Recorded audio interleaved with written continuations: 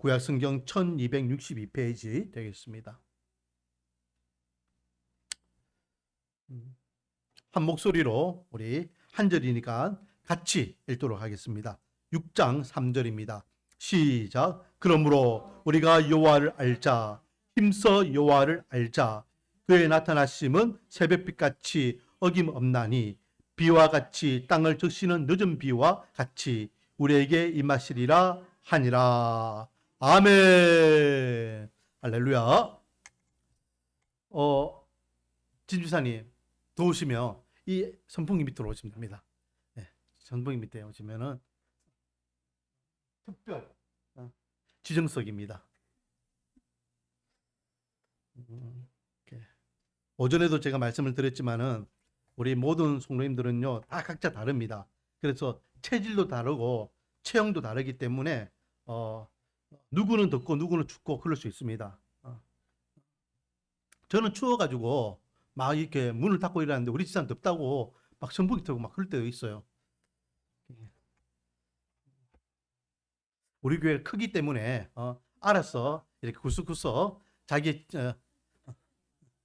취향에 맞춰서 자기 몸에 맞게 그렇게 앉으시면 됩니다.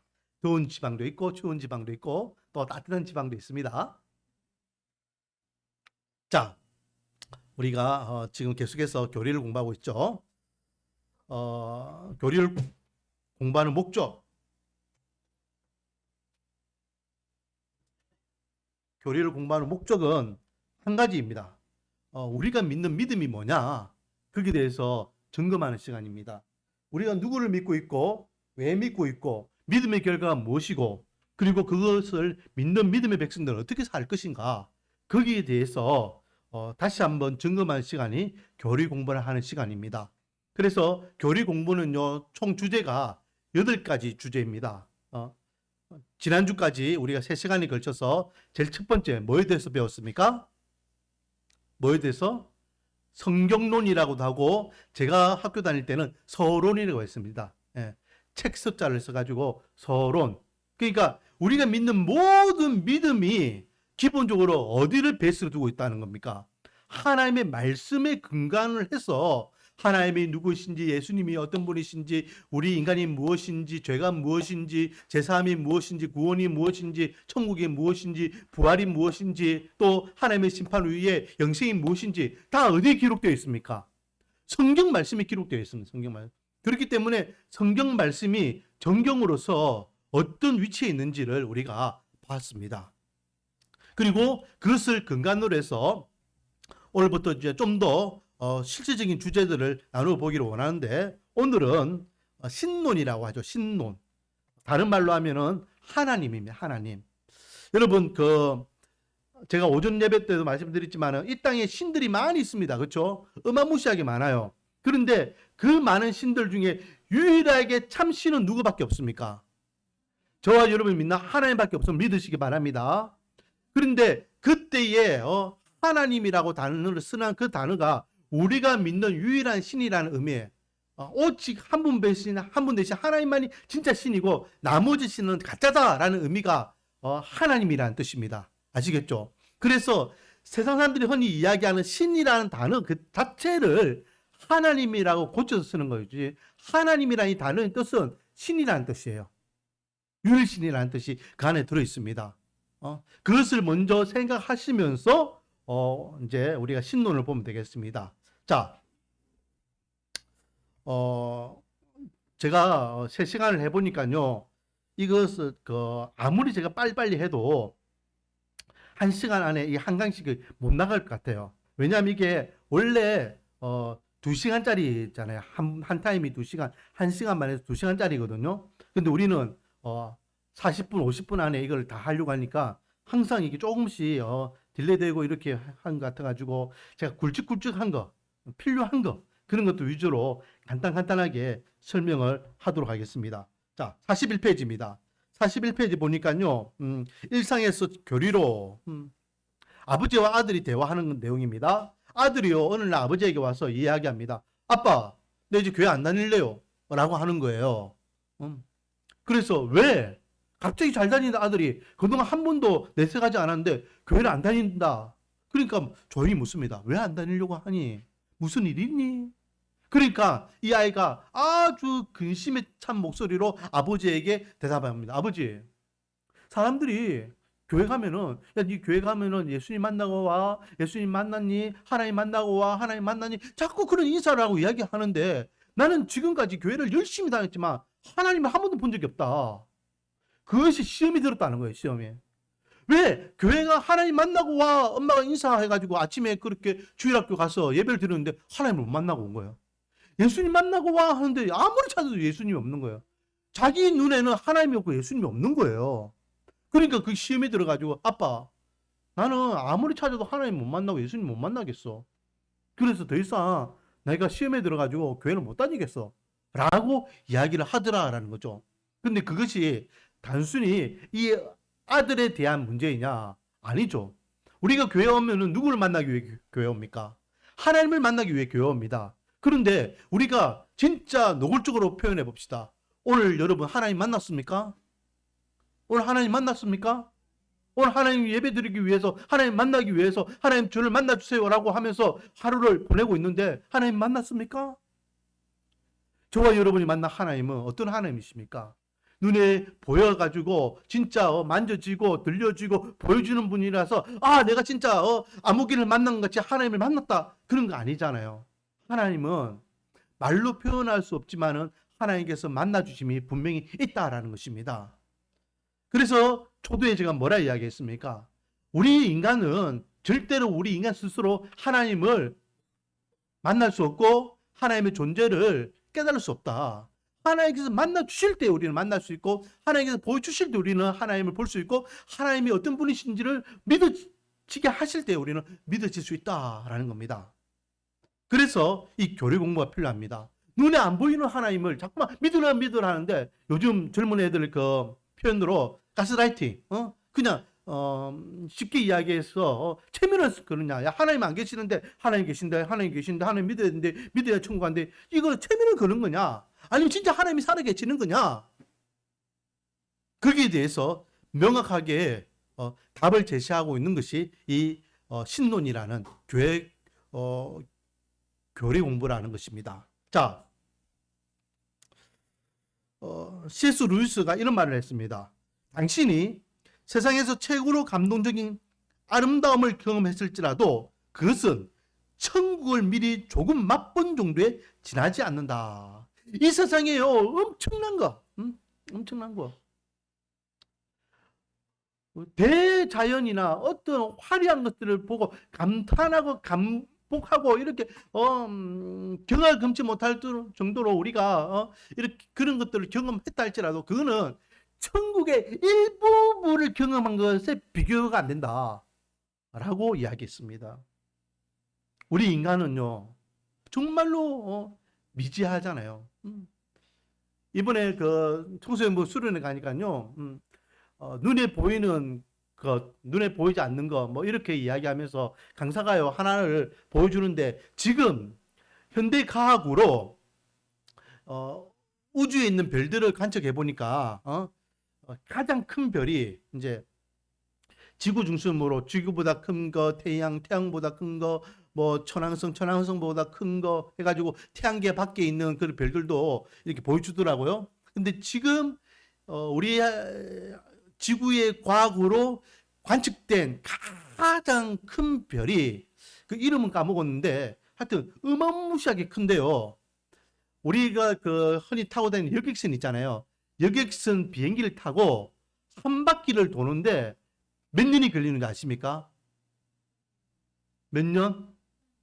그건 좀 조용히 해야지 들은 사람이에요. 진짜 이씨 스케줄 내고 있는데 이씨 1000년 걸린다. 1000년. 비행기 타고 안 놀라시네요. 비행기를 타고 그 비행기가 1000년을 날아가야지만 그 행성이 한 바퀴를 돈대요. 그런 행성이 있대. 저도 이번에 처음 봤어요. 그 행성에 비춰보면은 행성이 이만하면은 우리 지구는 진짜 전밖에 안 되는 거예요. 엄청나게.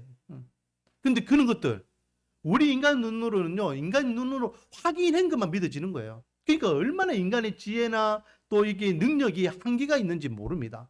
그런 인간이 하나님을 어떻게 다 묘사할 수 있고 다 이해할 수 있고 다 경험할 수 있겠습니까? 하나님은 우리가 이해하는 그 수준을 뛰어넘는 분이라는 것, 내가 생각하고 있는 그 상상을 초월하시는 분인 것을 여러분은 기억하시기 바랍니다. 눈에 보이는 그 형상, 이게 그 불상들, 그러면 그걸로 한계가 하나님이 갇혀버리잖아요. 우리 하나님은 그 어떤 형상이 갇힐 만한 분이 아니라는 것입니다. 자, 한 장 넘겼어. 42페이지. 오늘 우리가 해야 할 목표는요, 두 가지입니다. 첫 번째는 하나님의 이름과 속성에 대해서 우리가 한번 생각해 보기를 원하고, 또 우리가 하나님을 존재성을 우리가 바로 깨닫게 되면은 우리 삶의 목적이 하나님을 영화롭게 하고 영원토록 하나님을 찬양하는 것인데, 그 하나님의 존재성을 분명히 우리가 인지한다면 하나님 앞에 온전한 예배자의 삶을 살아가는 것이 우리가 오늘 공부하는 목적이 되겠습니다. 자, 밑에 교리 이야기 용어 사전 있죠. 초신자들, 어린 성도들은요, 하나님에 대해서 어떻게 생각합니까? 하나님 하면은 이런 생각을 하죠. 내 비상약이다. 만병통치약이다. 급할 때에 유용하게 사용할 수 있는 이름이다. 너무 가까이 하거나 너무 멀리 하지 말고 적당한 관계를 유지하는 것이 속편하다. 그냥 너무 하나님을 깊게 할 필요가 없이 그냥 내가 필요하면 주님 도와주세요 하면은 언제든 도와줄 수 있는 그런 분. 그 정도로 하나님을 믿어야지 너무 하나님께 이렇게 매몰되어서 신앙생활하는 것은 안 좋다라고 생각한다라는 거죠. 하지만 진짜 예수님의 제자인 저와 여러분은 하나님을 어떻게 생각해야 됩니까? 사랑, 공의와 모든 아름다움의 근원이 되시며 자비와 긍휼과 신실함이 무궁하신 분, 하나님을 알고 즐거워하는 그 자체로 이미 내 삶은 그 어디에나 하늘나라, 백마디 말로도 표현하기 부족한 분. 하나님이 내 삶의 주권자가 되시고 내 삶의 이유가 되시고 내 삶의 전부다 라고 고백할 수 있는 것이 진짜 참 예수의 제자가 된 저와 여러분의 고백일 줄 믿습니다. 여러분에게 하나님은 어떤 하나님이십니까? 이거는요 아주 중요한 겁니다. 여러분, 누군가가 여러분에게 와가지고 야, 네가 믿는 하나님은 누구냐? 라고 이야기한다면 여러분들은 뭐라 대답하시겠습니까? 오늘 집에 가가지고 곰곰이 생각하시고 그 답을 찾아보시기 바랍니다. 이거는 개인적으로 다 준비해 놓으셔야죠. 왜? 오늘날 믿지 않는 딸이 와가지고 엄마 믿는 하나님은 누구야? 라고 하면 야, 그건 모르겠다. 나 하여튼 믿기는 믿는데 내가 무슨 하나님인지 말로 표현 안 되겠다. 그러면 안 돼요. 내가 믿는 하나님은 이런 하나님이라고 분명히 이야기할 수 있어야 되겠죠. 제가 항상 비난하는 무리들 있잖아요. 이단들은 자기들이 외운 하나님만을 이야기한다니까요. 성경에서 공부해가지고 성경에서 익힌 하나님만 이야기해요. 그래서 창세기 몇 장에 어느 하나님, 뭐 어디 무슨 하나님, 봐라 이게 이런 하나님이라 돼 있다. 네가 만든 하나님 이야기해봐라 하면 말 못합니다. 우리도 그와 똑같은 모습이 되면 안 되겠죠. 인격적으로 내가 만난 하나님, 내 삶에 함께 하시는 하나님을 저의 입을 통해서 고백하기를 원합니다. 할렐루야. 자, 하나님에 대해서 우리가 오해하고 있는 것들 몇 가지가 있죠.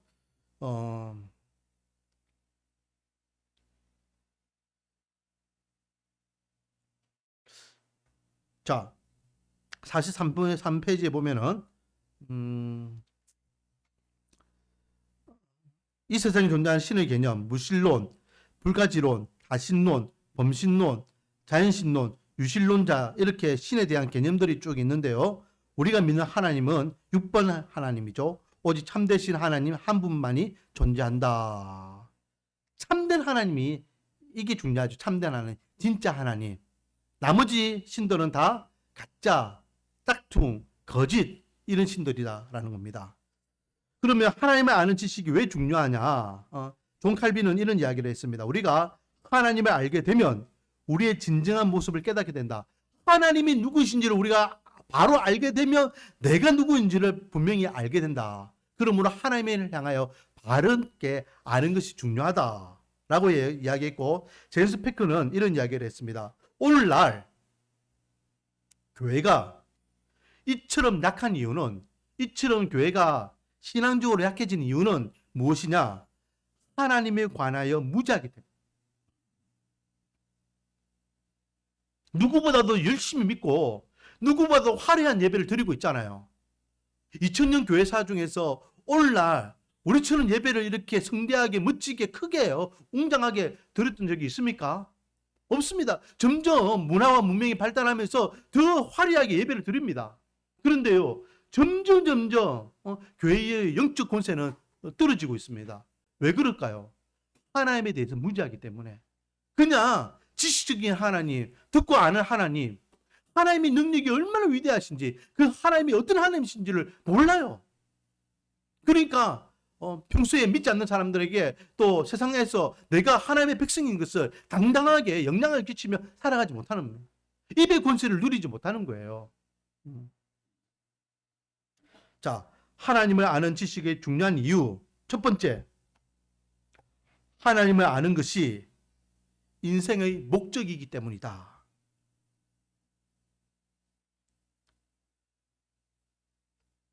우리 인생의 목적은요, 하나님과 영원히 교제하는 것입니다. 하나님께서 우리를 창조하신 목적이 뭡니까? 하나님은 우리 인간과 함께 영원히 교제하기 위해서 만드셨습니다. 그런데 하나님을 모르기 때문에 우리 인간이 존재하는 목적을 상실해 버린 거예요. 그래서 자꾸만 엉뚱한 짓을 하게 되죠. 우리는 우리 인생의 목적이, 내가 사는 목적이 하나님 앞에 온전한 예배자의 삶을 살아가는 것이다 라는 것을 인지하며 더욱더 하나님께 가까이 나가는 저와 여러분 되기를 원합니다. 2번, 신앙생활은 하나님을 아는 것에 비례하기 때문이다. 조금 전에 제가 언급한 대로 우리가 신앙생활 하는 것을 열심히 잘하는 것과 열심히 못하는 것, 믿음 있게 하는 것과 믿음 없게 하는 것, 이 모든 것들은요, 하나님을 얼마나 아느냐에 대한 비례입니다. 하나님을 인격적으로 만난 사람은요, 하지 말아 해도 기쁨으로 하나님을 섬기고 예배를 드리고 기도의 자리를 나고 문제가 생기면 더욱더 하나님을 찾을 수밖에 없어요. 그런데 하나님을 인격적으로 만나지 못한 사람은요, 자꾸만 엉뚱한 짓을 해요. 저 아무개가 지금 기도할 때인데 누가 봐도 지금 저 아무개는 하나님을 찾을 때인데 하는데 그 사람은 하나님을 믿는 믿음이 없기 때문에 다른 것에, 다른 방법을, 다른 것을 또 의지하는 것을 보면 너무 안타깝다는 거죠. 믿음이 그 사람의 신앙생활을 모습을 보여준다라는 겁니다. 3번, 이스라엘 역사와 교회사는 하나님을 아는 지식의 중요성을 강조하고 있다. 하나님이 어떤 분이신지 힘써 하나님을 알라. 오늘 본문에도 내 백성이 지식이 없으므로 망하는도다. 내가 지식을 버렸으니 나도 너를 버려 내 제사장이 되지 못하게 할 것이요. 내가 내 하나님의 율법을 잊었으니 나도 내 자녀들을 잊어버리리라 라고 하나님께서 말씀하셨, 호세 4장 6절 말씀에 하나님께서는요, 하나님이 누구신지를 이스라엘 백성들이 알기로 원하셨습니다. 그리고 오늘 본문에도 그랬잖아요. 하나님을 알자. 힘써 하나님을 알자. 하나님을 아는 것이 얼만큼 중요한지 그렇게 강조하고 있는 것입니다. 오늘날 교회 안에서 성도가 하나님을 아는 지식에 무지하게 된 원인은 무엇인가? 그렇다면 오늘날 하나님에 대해서 우리가 잘 모르고 그냥 맹목적으로 교회만 왔다 갔다 하는 종교인이 된 이유가 뭐냐? 첫 번째, 성도들의 마음이 현대 정신에 영합되었기 때문이다. 요즘 현대 정신, 현대관에 세상 사람들처럼 똑같이 그렇게 생각하기 시작한 거예요.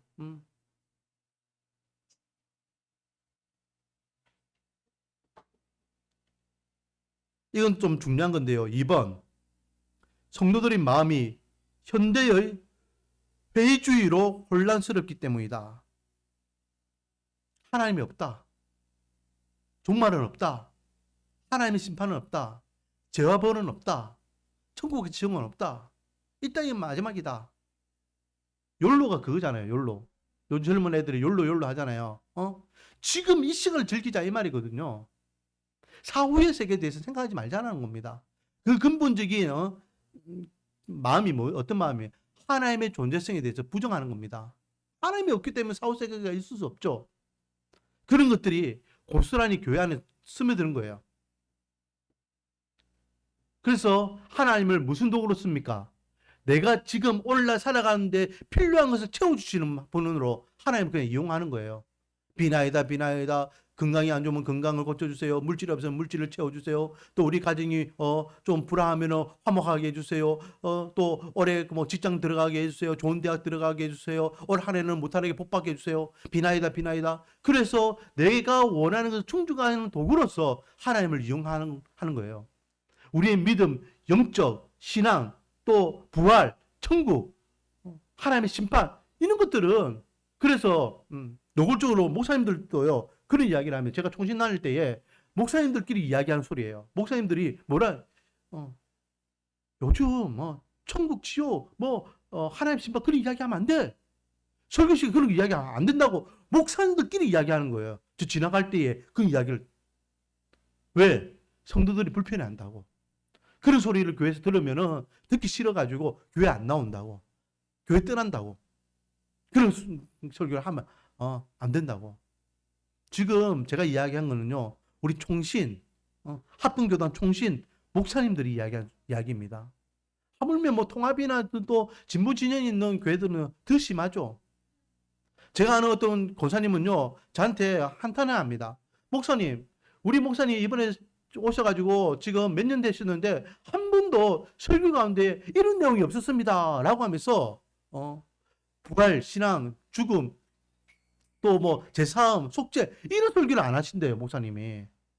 몇 년 동안 했는데 결국은 그 목사님이 교회를 사임하였다라는 이야기를 들어봅니다. 그게 전부 다 어디에 속할까요? 현대의 회주에 다 들어가 있는 겁니다.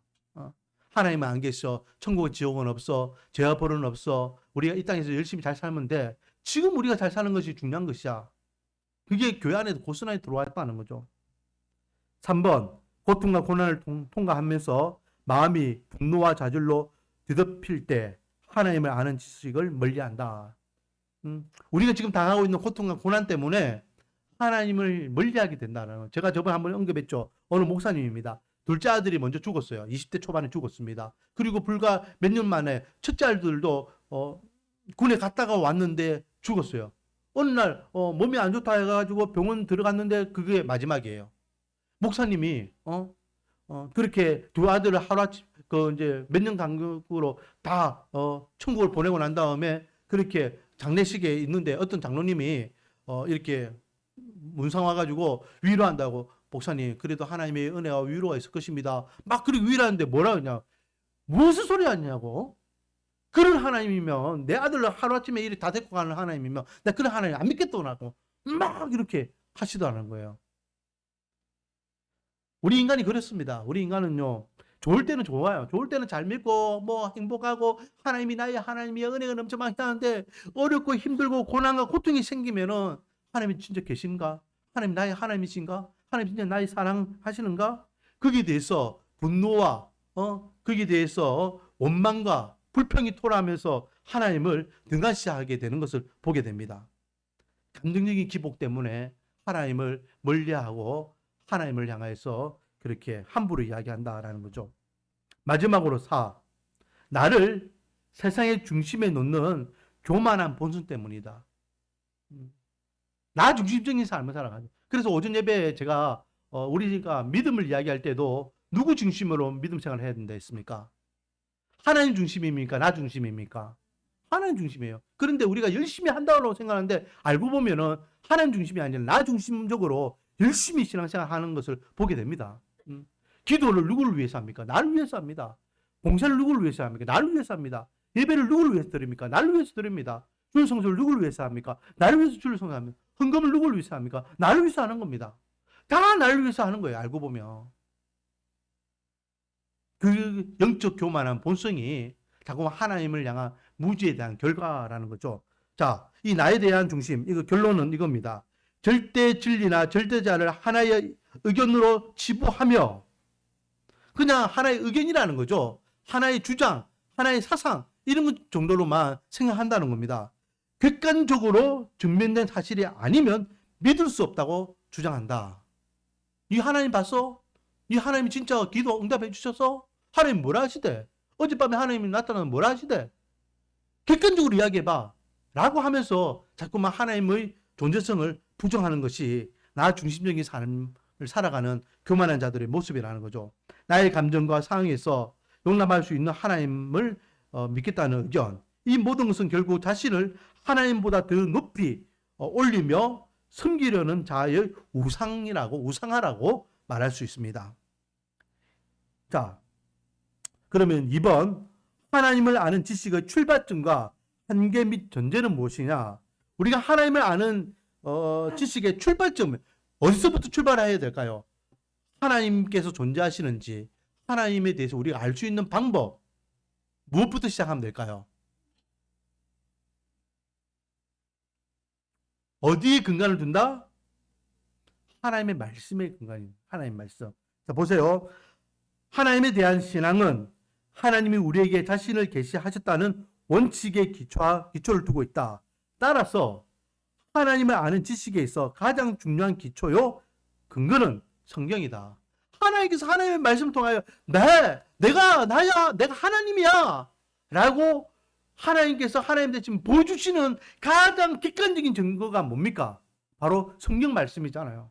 그러면 우리는 성경 말씀을 근간으로 해서 하나님이 계시는구나 라는 것을 믿게 되는 거죠. 나중에 다시 언급하겠지만은 우리가 이렇게 하나님이 계시는 것을 성경을 통하여 믿을 수 있는 것 또한 은혜입니다. 할렐루야. 성경을 읽는다고 해가지고 하나님께서 성경을 통해서 내가 하나님이야 라는 것을 보여주시고 알려주시지만 사람들이 다 믿는 것은 아닙니다. 하나님께서 믿어지게끔 하실 때에만 우리가 성경을 통하여 하나님이 살아 계시는구나 라는 것을 믿을 수 있다라는 겁니다. 그것이 은혜입니다. 80억 인구도 살고 있지만 성경책 다 주면서 야, 네 읽어보고 이것을 읽을 때 진짜 하나님이 계신지 네 믿어지는지 한번 봐봐.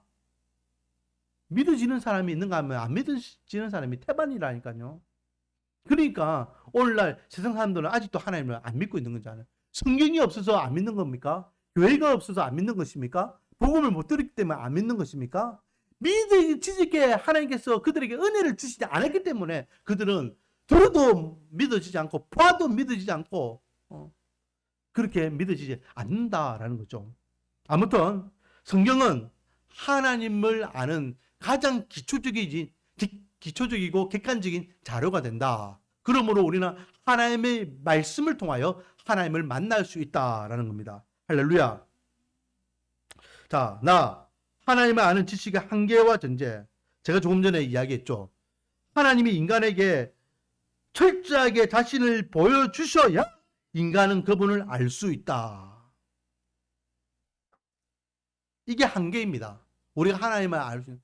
하나님께서 누구에게는 1만큼만 보여주셔요. 그 사람은요, 하나님은 1이라고 이야기할 수 있겠죠. 누구에게는 하나님이 3만큼만 보여주셔요. 그러면 그 사람은 하나님을 3이라고 이야기하겠죠. 누구에게는 하나님이 7만큼 보여주셔요. 그럼 그 사람은 하나님이 7이라고 이야기합니다. 어떤 사람은 하나님을 10만큼 보여주셔요. 그 사람은 하나님을 10이라고 이야기하겠죠. 각자 믿음의 정도가 다 다른 것처럼 하나님께서 그 믿음의 분량만큼 내가 누구다라는 것을 보여주시는 거예요. 그래서 아브라함은 아브라함의 하나님이고 야곱은 야곱의 하나님이고 모세는 모세의 하나님이고 또 바울은 바울의 하나님이고 오늘날 저와 여러분의 하나님이 되는 것입니다. 인간은 하나님이 자신을 보여주시고 가르쳐 주시는 만큼만 알 수 있다. 2번. 지금 45페이지 하고 있습니다. 잘 따라오고 있죠? 친절한 명국 씨가 앞에 답 다 해놨으니까 이거 보면서 하시면 됩니다. 우리는 결코 하나님을 완전히 이해할 수 없다. 로마서 11장 33절 말씀입니다. 깊도다 하나님의 지혜와 지식의 풍성함이여 그의 판단은 헤아리지 못할 것이며 그의 길은 찾지 못할 것이로다. 하나님의 그 깊이와 넓이는 우리 인간이 측량할 수 없다는 겁니다. 초대교회 교부이고 우리 교회사에 뼈대를 만들었다라고 할 수 있는 어거스틴이 이런 말을 했습니다. 당신이 이해할 수 있다면 그분은 이미 하나님이 아니다. 이 말은 무슨 말입니까? 제가요 초대에 이야기했죠. 내가 믿는 하나님이 어떤 하나님인지 입으로 고백할 수 있을 만큼 준비하라 했잖아요. 근데 그거는 다 주관적이에요. 다 자기만큼의 하나님이 다 다른 거예요.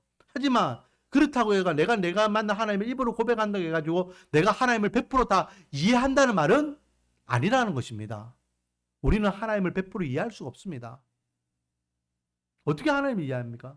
개미가 인간을 어떻게 100% 이해합니까? 개미는요, 인간을 이해 못합니다. 아는 만큼만 그는 인간에 대한 존재성을 인지할 뿐이죠. 마찬가지입니다. 우리도 아는 만큼만 하나님의 존재성을 인지할 뿐이지 하나님을 100% 이해하지 못한다. 그래서 우리는 계속해서 하나님을 더 알아가는 것이 신앙생활이에요. 더 알아가는 것이. 아, 이만큼이구나 생각했는데 더 뛰어넘어서 하나님이 계시고, 더 뛰어넘어서 하나님이 계시고, 더 뛰어넘어서 하나님이 계시는 것을 우리는 계속해서 깨닫게 되는 것이 믿음 생활이고 신앙생활입니다. 결론, 우리에게 하나님에 대해 이해할 수 있는 무궁무진한 바다가 펼쳐져 있다. 바로 성경이다.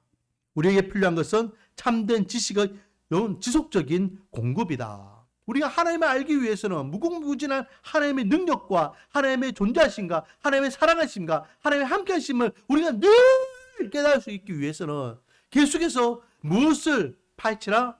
하나님의 말씀 파헤칠 수밖에 없다. 자, 3번. 로마 숫자로 3번입니다. 그러면 하나님은 어떤 분이신가?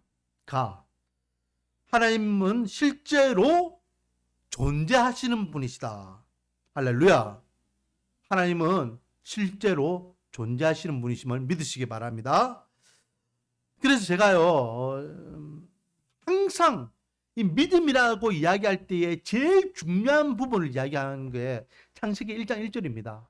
여러분, 창세기 1장 1절이 믿어지지 않으냐면 성경 전체가 믿어지지 않고 이 성경 말씀을 믿어지지 않고 창세기 1장 1절을 믿어지지 않으면 하나님에 대한 믿음이 없는 겁니다. 창세기 1장 1절을 믿지 못하는데 교회 열심히 다니는 사람은요, 신앙인이 아니고 종교인입니다. 창세기 1장 1절이 뭡니까? 태초에 하나님이 천지를 창조하시니라. 할렐루야. 왜요? 하나님이 실제로 존재한다는 것은 성경이 하나님의 존재를 증명하지 않고 뭐하고 있기 때문에 선언하고 있습니다. 선포하고 있습니다. 하나님은 살아계십니다 라고 성경 말씀이 아예 선포하고 있어요. 하나님이 살아계실 거야. 이렇게 업을 부리지 않아요. 정확하고 명확하게 하나님의 존재성에 대해서 하나님께서 스스로 우리에게 가르쳐주고 계십니다. 그리고 이거는 좀 집에 가서 한번 읽어보세요. 하나님의 존재성에 대한 신증명이라고 하죠. 신증명. 존재론적 증명, 목적론적 증명, 우주론적 증명, 도덕적 증명, 이런 것들인데, 이거는 나중에 집에 가서 한번 읽어보시고요. 자, 2번, 46페이지입니다. 하나님이 실제로 존재하시는지를 어떻게 아는가? 하나님이 만드신 이 세상에서 그분의 손길을 느낄 수 있다. 여러분, 천하 만물을 통해서요, 우리는 하나님의 손길을 느낄 수 있습니다. 이번 주에 제가 예능을 하나 봤는데요. 그 예능 제목이 손둥 동굴인가? 그런 동굴이 있어요. 근데 그게 베트남에 있는 동굴인데 이 세상에서 제일 큰 동굴이래요. 이 세상에서. 그래서 베트남 정부에서 1년에 1000명에게만 입장시킬 수 있을 만큼 아예 그거를 국가 차원에서 보호하고 있는 동굴이래요. 그 안에는 웬만한 자기들 말로는 비행기도 날 만큼의 그런 공간이었고 막 그렇대요. 그 동굴을 3박 4일 동안 이렇게 탐사하는 그런 예능이 이번 주에 있더라고요. 우리가 알고 있는 게 미국에 가면은 그랜드 캐년 저는 못 봤지만은 그 경관 나이아가라 폭포 그 경관, 또 중국에 가면은 장계산의 그 경관, 그런 거 보면 감탄한다고 막 하잖아요. 야, 이런 멋진 거. 우리나라 사람이 우리나라 이야기해야지. 설악산 가면은 설악산의 그 중앙산 가면 중앙산의 그 바위들의 모습들 얼마나 아름답고 멋집니까? 그거를 하나님께서 손수 만드셨다니까요. 자꾸만 세상 사람들은요, 어떤 자연 현상을 이야기하는 데에 자연 현상을 그 자연을 이용해 가지고 그것을 조각하고 깎고 만드신 분도 하나님이시잖아요. 태초에 이 땅을 만드신 분도 하나님이시고 수천 년 동안 이 자연들을 계속해서 만들어 가시는 분도 하나님이셔요. 우리는 이 자연 현상을 통하여 하나님이 살아 계시는 것을 알 수 있습니다. 2번, 인류 역사 속에서도 하나님의 역사를 우리는 볼 수 있죠. 이 세상의 세계사가 결코 그냥 우연히 지나가는 것이 하나도 없습니다. 모든 것들이 하나님의 섭리와 인도하심에 있다라는 것을 우리는 분명히 인지할 수 있습니다. 3번, 여러분, 자연현상, 세상의 역사 너무 터무니없잖아요. 그러면 우리가 우리 삶 속에서 하나님이 살아계신다는 것을 볼 수 있습니다. 우리가 지금 살아가고 있는 이 자체도 하나님의 은혜이지만은 우리가 시시때때로 하나님이 지금 나와 함께하고 계시는구나 느끼잖아요. 할렐루야. 4번, 성경을 통해 하나님을 믿음으로 우리는 하나님이 실제 하신다는 사실을 알 수 있다. 제가 누차 이야기하지만 성경 말씀을 읽으면 읽을수록 믿어지는 것들이 있어요. 그러면 진짜 하나님이 계시는구나. 진짜 하나님이 계시는구나. 더욱더 확고하게 우리의 믿음은 더욱더 하나님을 향한 믿음이 확고해진다라는 것이죠. 결론, 이 네 가지 증거들을 통해 하나님은 자기 자신이 살아계시다는 것을 우리에게 보여주고 계십니다. 하나님은 계시 말씀하시는 분이시다. 우리가 하나님을 찾아내는 것이 아니라 하나님이 우리에게 자신을 계시하신다. 계시라는 말은요, 하나님께서 우리에게 직접 보여주신다는 거예요. 네 나를 지금 찾고 있니? 내가 만나줄게. 우리가 하나님을 믿음으로 찾을 때 하나님께서 우리를 만나주십니다. 모세가요, 목동으로서 양치고 있을 때 하나님께서 모세에게 찾아가서 만나주셨잖아요. 내가 아브라함의 하나님, 이삭의 하나님, 야곱의 하나님이다 말씀하셨잖아요. 하나님께서 우리에게 직접 내가 하나님이라는 것을 말씀해 주고 보여주십니다. 자, 1번, 하나님은 그분의 창조 세계를 통해 우리에게 자신을 계시하신다. 2번, 하나님은 그분의 말씀을 통해 우리에게 자신을 계시하신다. 3번, 하나님은 그분의 아들을 통해 우리에게 자신을 계시하신다. 3번, 하나님은 창조 세계를 통해서, 하나님은 그분의 말씀을 통해서, 하나님은 그분의 아들을 통해서 우리에게 하나님이 어떤 분이신지 계속해서 말씀하고 계십니다. 앞에 1번, 2번은 제가 계속해서 강조한 거고, 3번, 하나님이 우리를 얼만큼 사랑하사 독생자를 아낌없이 주신 만큼 사랑하사 내가 너 사랑해 라는 것을 하나님께서 우리에게 보여주셨잖아요. 그 아들 예수 그리스도로. 자,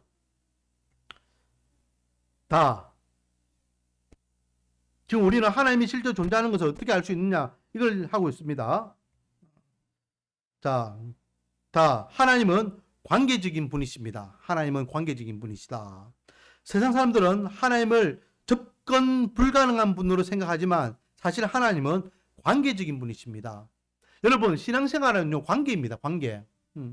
우리가 신앙을 생활할 때 믿음이 좋다, 믿음이 작다, 이것을 이야기하는 기본적인 기준은 뭐냐면 하나님과의 관계를 어떻게 가지고 있느냐, 그거 보면 됩니다. 관계. 얼마나 하나님을 신뢰하느냐. 처음 하나님이 우리 인간을 만드실 때에 관계 때문에 만드셨잖아요.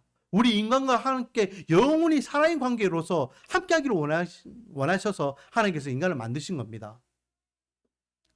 그래서 하나님은 늘 관계적인 부분에서 우리 인간과 만나기를 원하십니다. 자, 하나님에 대한 오해와 진실, 일반적인 생각, 하나님은 멀리 계신다. 아닙니다. 하나님은 가까이 계시죠. 또 2번, 하나님은 멀리서 우리의 행동을 지키만 보신다. 잘하는지 못하는지 멀리서 지키만 보시는 분입니까? 아닙니다. 하나님은 우리 삶의 모든 세부적인 상황에 친밀히 관여하고 계시죠. 그래서 우리가 부르짖고 구하고 아뢰을 때마다 하나님께서는 도와주시고 해결해 주시고 또 만나주시고 이끌어 주시잖아요. 3번, 하나님은 죄 짓는 사람들을 벌하기를 좋아하신다.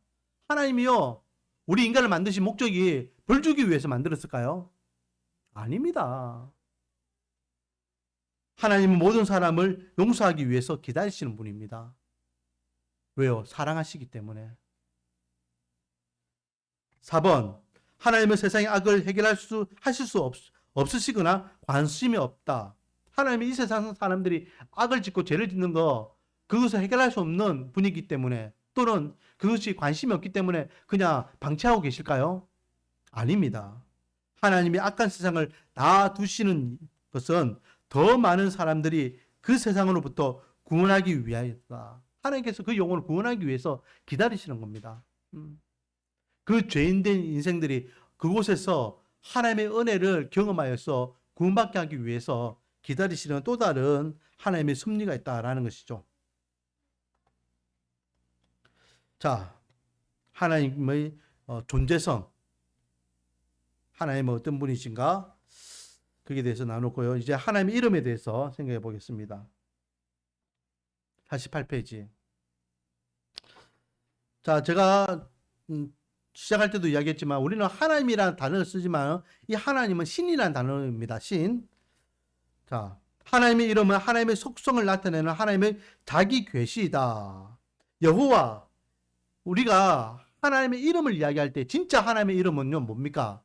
여호와입니다. 여호와. 여호와.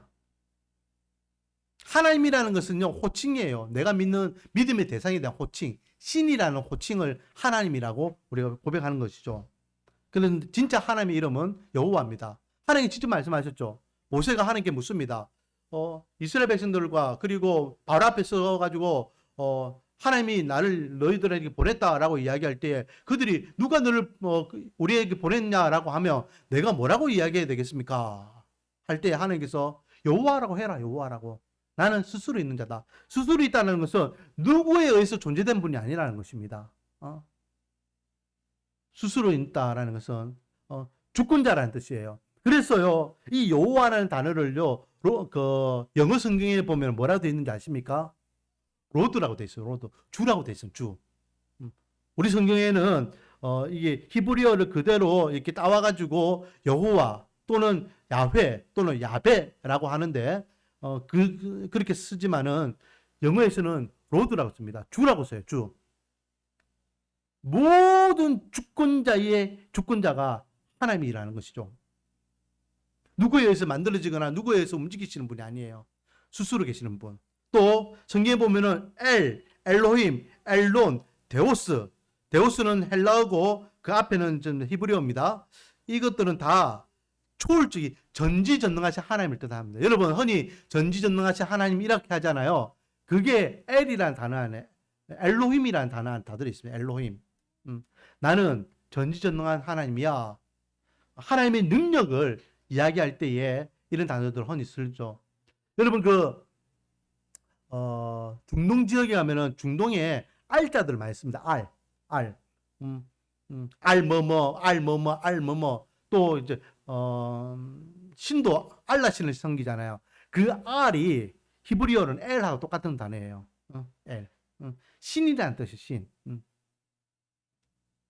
그리고 아버지, 아빠, 파레트라고 하는데 이거는 관계적인 의미예요. 그래서 예수님께서 우리에게 하나님을 뭐라고 불러라 이야기했습니까? 아버지라고 불러래요. 아버지.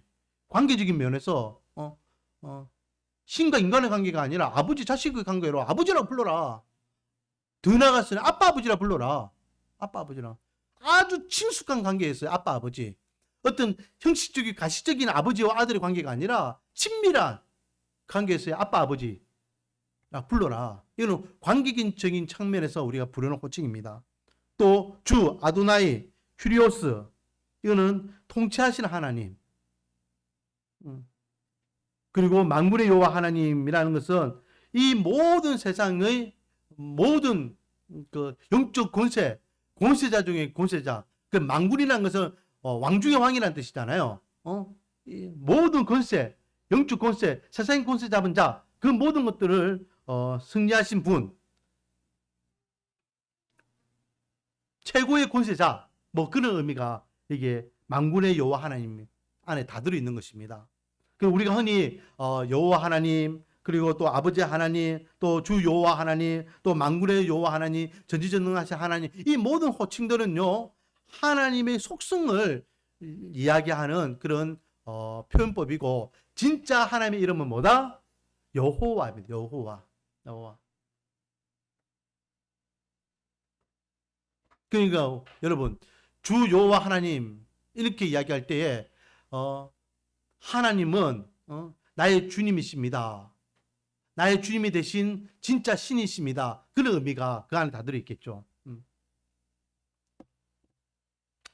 자, 예수님은요 우리를 하나님을 이렇게 부르려고 했습니다. 아버지라고 불러라 라고 말씀하셨어요. 그리고 그렇게 아버지라고 부르는 하나님이 우리에게는 완전한 하나님이 되심을 믿으시기 바랍니다. 그래서 제가 저번에도 한번 인용했지만요, 세상의 엄마들이 젖먹이를 잃어버리겠느냐, 혹시 잃어버린다 할지라도 나는 잃어버리지 않겠다 라고 말씀하신 만큼 아버지 하나님은 우리를 완벽하게 보살펴 주신 분임을 믿으시기 바랍니다.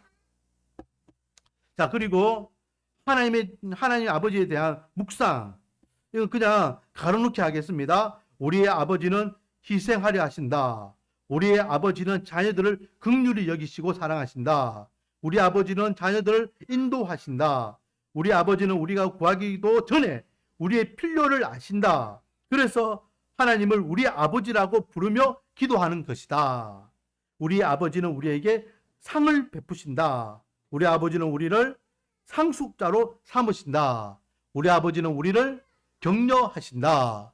우리 아버지는 자녀들을 편애하지 않으신다 라고 하면서 아버지가 자식을 향한 그 모습을 우리가 믿는 아버지 하나님이 우리를 향한 모습으로 이렇게 표현하고 있죠. 이게 아버지 하나님에 대한 모습입니다.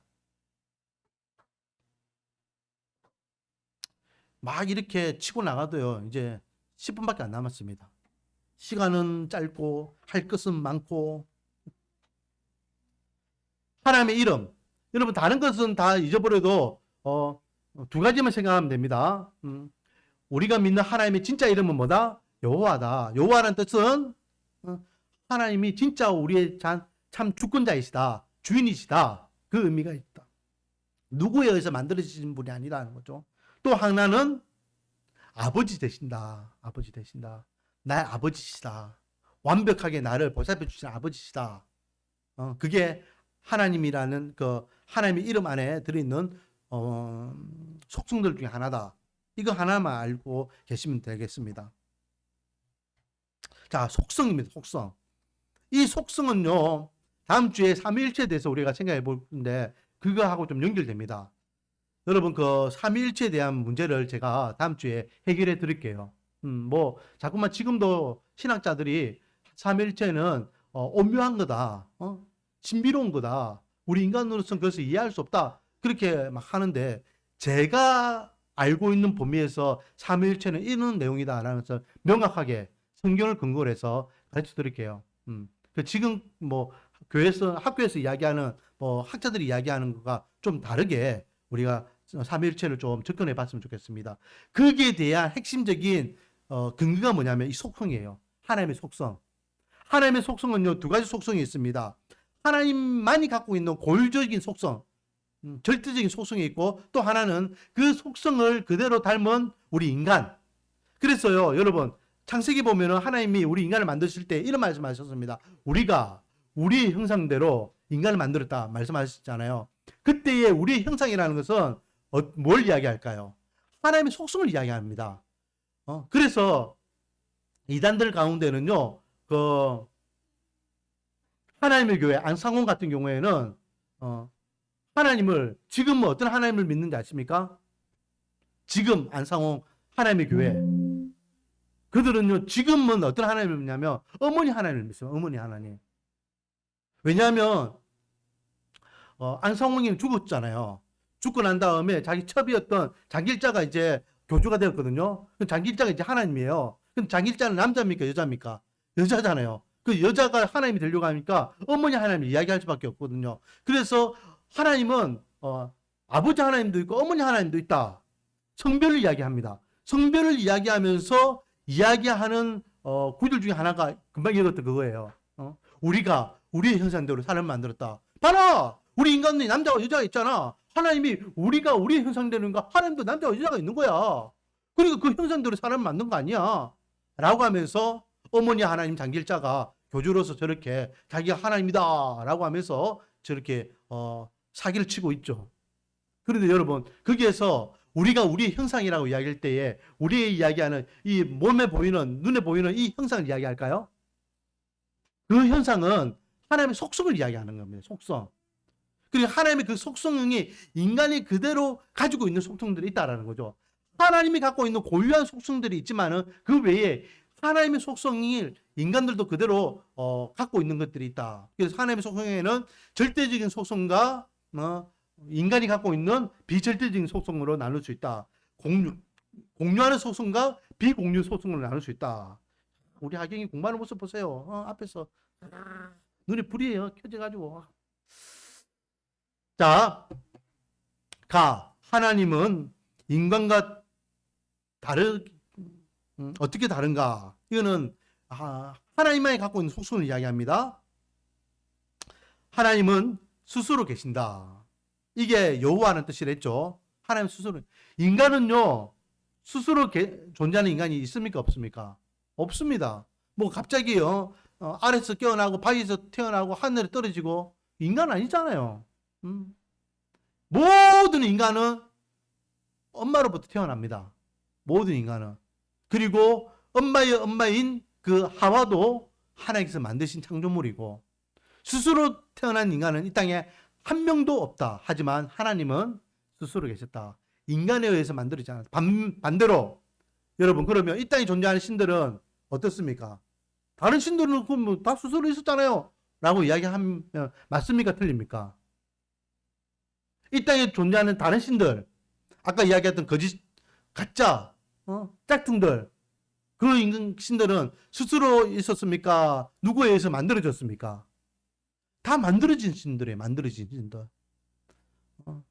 그 상황과 환경과 조건에 의해서 만들어진 신들이지 스스로 존재하는 신은 하나도 없다.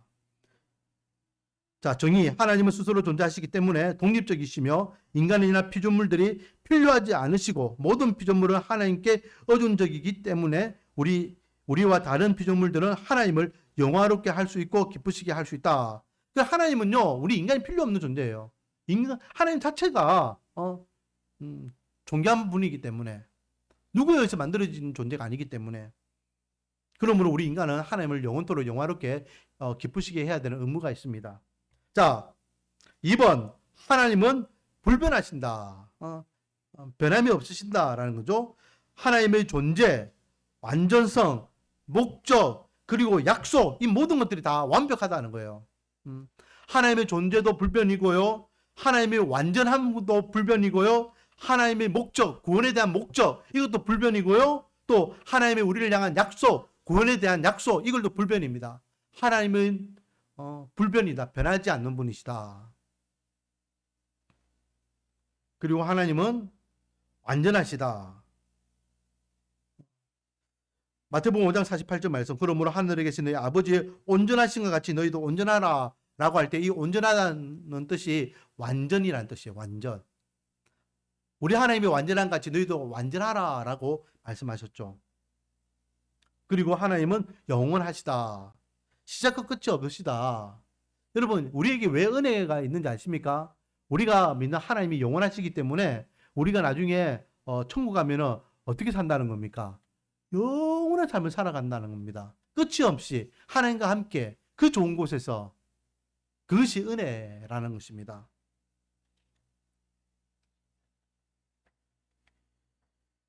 자, 그리고 5번. 하나님은 모든 것을 아신다. 전지라는 거죠. 전지. 하나님이 모르시는 것이 없다라는 겁니다. 6번. 하나님은 모든 것에 능력이 있으시다. 전능입니다. 전능. 그래서 전지전능하다는 것은 모든 것을 알고 모든 걸 할 수 있는 분. 여기에서 모든 것은요, 초자연적인 것을 다 이야기합니다. 우리의 생각, 우리의 한계, 우리의 지식, 우리의 경험, 우리의 능력을 뛰어넘는 하나님만이 할 수 있는 능력들이 있죠. 사람들은 그것을 기적이라고 이야기합니다. 하나님은 어디에나 계시며 함께 하신다. 편재. 그래서 깊은 데에 가도 거기 계시고 높은 데에 가도 거기 계시고 여기는 안 계실 줄 알았지 하고 이렇게 훑어보면 거기도 계시고 우리 하나님은 안 계신 데가 없다라고 성경 기자가 이야기했잖아요. 어디든 계십니다. 심지어는 제가 이야기하잖아요. 어디에도 계신다? 똥 누는 자리에도 같이 계신다.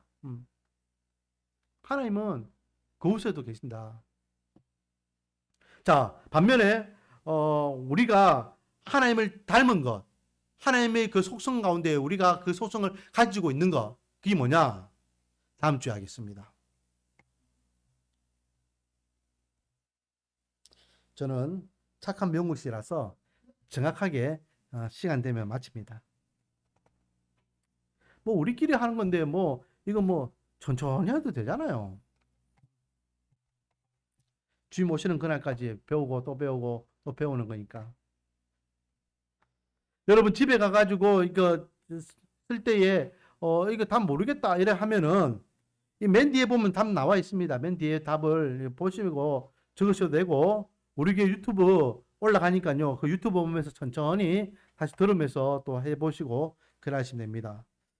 지금 이 시간에는 제가 빨리 막 하기 때문에 정신 없어요. 그렇지만 집에 가가지고 천천히 다시 한번 묵상하면서 이것을 복습하시면은 좀 더 도움이 될 것입니다. 자, 제가 기도하고 마치겠습니다.